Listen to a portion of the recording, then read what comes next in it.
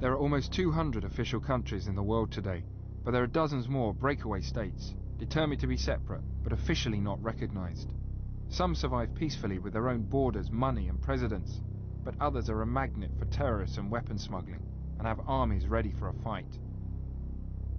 Welcome to places that don't exist.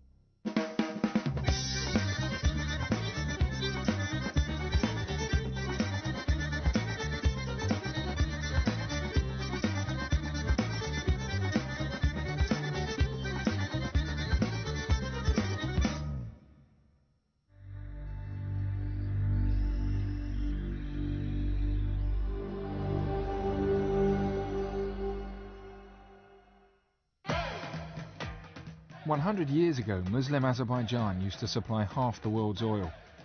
In recent years, Western oil firms have invested vast sums here. But officially, Azerbaijan is still at war with neighbouring Armenia.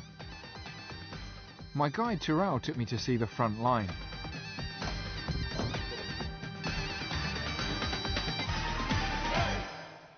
When the Soviet Union broke up, Azerbaijan and Armenia got their independence. But a small mountainous area called Nagorno Karabakh triggered war. Stalin had given it to Azerbaijan, but historically it had been mainly Armenian Christian. So when it wanted to break away and become independent, Armenia sent troops in and helped the Karabakh army push the Azeris out. We're going up towards the hills here, which overlook the front line positions. Ahead were the front line trenches between Azerbaijan and the breakaway state of Nagorno Karabakh. To get from here to this trench, we've got to cross some open ground, so we're going to do it a little bit quickly.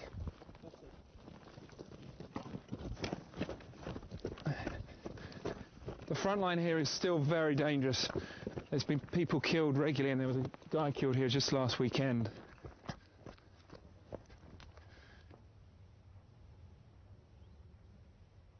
The biggest threat here is from snipers firing from Nagorno Karabakh.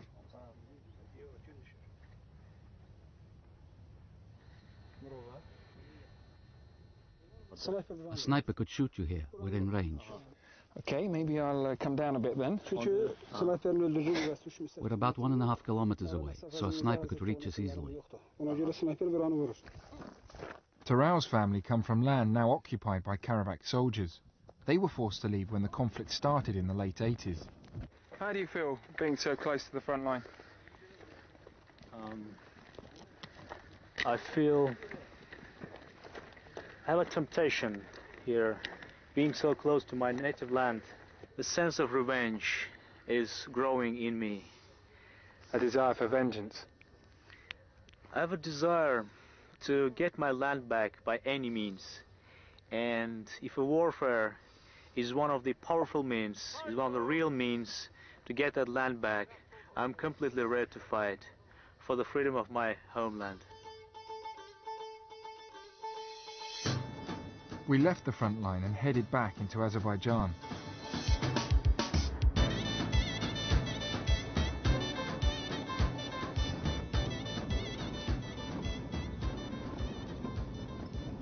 We just stopped at a kebab shop by the side of the road, and it's run by some men originally from Nagorno Karabakh, and hopefully they're going to feed us. Salam alaikum. The owners of the restaurant were refugees, forced to flee their homeland a decade ago. They said they'd witnessed Armenian atrocities. Well, it smells good, which is a good sign. Can you give me some examples of what you claim the Armenians were doing to the Azeris living in Nagorno Karabakh? They put children, women and elderly people together inside a pipe and welded it. Then they rolled those pipes down from the mountains. We've seen many savage actions by the Armenians. We've seen everything with our own eyes, what kind of torture our sisters, our daughters, our mothers were put through. I can't describe it all. It makes me angry and I want to explode. We've seen them being beheaded. Then they suddenly asked us to stop filming.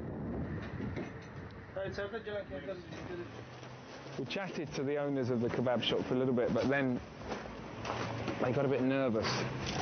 And so they said, why don't you go and have some food, because They felt a bit tense talking to us.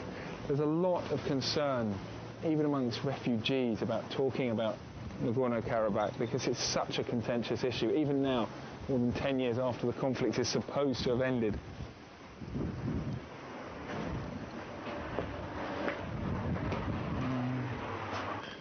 It turns out the owners of the restaurant weren't quite as worried about the political nature of the questions we were asking. What they were actually worried about was because several years ago this place used to be a cafe slash brothel almost, and there was a news report on Azeri TV revealing this, and then we turned up with our cameras and they started to wonder if we were doing the same thing. So we've got here some lamb and also some natural yogurt.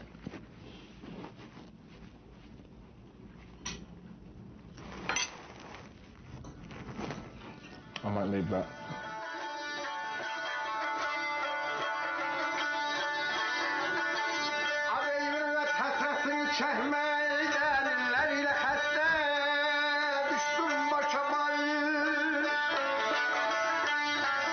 Thank you very much for the performance. It was very unexpected. Do you know any songs about Karabakh, about Nagorno Karabakh? There are many songs about Karabakh. Karabakh is our heart, our land. I promised myself not to sing about Karabakh until we return to that land. We can't sing songs about Karabakh because when you sing about Karabakh, tears come to your eyes, your heart aches. I promised myself to sing a song on the day we return to our land.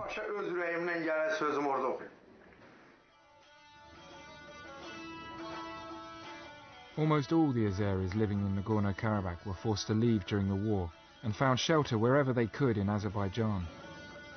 There's between 750,000 and perhaps 1 million people in Azerbaijan who are refugees from the Nagorno Karabakh conflict, and we've come here to some railway sidings where there's dozens of families living in railway carriages. What are the conditions like for you here? There's no electricity. There's no water. There's no heating. You know, children's voices coming from these carriages.